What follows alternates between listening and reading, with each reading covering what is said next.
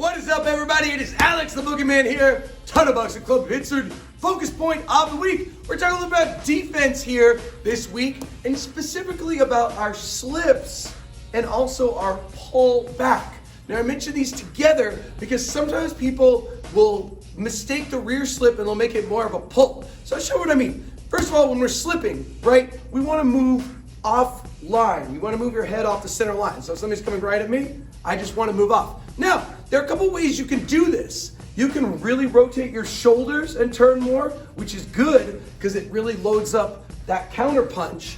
Or you can almost do a little bit more of a side bend and still get away. The only problem with the side bend is you run the risk of getting punched in the shoulder and your opponent hitting you and not throwing your rhythm off. So I like to turn my shoulders, but even if you do turn your shoulders, what we want to avoid is leaning back, especially when we slip to our backside, our rear side. Even our lead side, sometimes I see people lean back. And I'll show you what I mean from another view. So when I say slip and people slip to the rear side, I see a lot of this, right?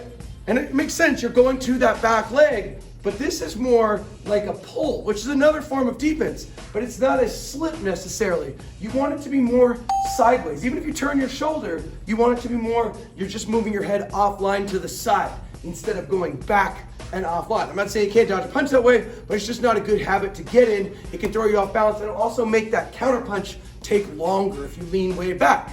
Now, again, we do have a defense where we do lean back, and that's called a pull. Some people call it a fade, but basically you are putting that weight on the back foot. It's more of a straight back though, there's not a twisting motion at all, so we're just bringing our head back. Sometimes we'll drop the lead hand so it doesn't get punched into our face. And when we do that pull though, it's very important that we keep our balance. You don't want to be way out here and then you're off balance and it's time to do a counter punch. So you want to make sure that when I pull back, if you can see my right leg, it's bent. So I'm in an athletic position so I can quickly respond. Or if I have to do more defense, I'm in a balanced position to do more defense. So you are pulling your head back, but you're always balanced so you're ready to do something else. Ready to move, ready to take a step, whatever it may be. So this week we're gonna talk about those slips. We're gonna make sure that we're going side to side, turning our shoulders, but not shifting our weight back on slips. You never want to do it, especially when you slip to your lead side, your front side. If anything, my weight's actually going to come forward onto that leg. So you never want to go back. When you go to your back leg though, you still want it to be off to the side. We'll practice even slipping with just a side bend. Mike Tyson did it, worked out pretty good for him. That's how he did it. So this week, that's how we're going to do it. We're also going to do those pulls as well. Get ready.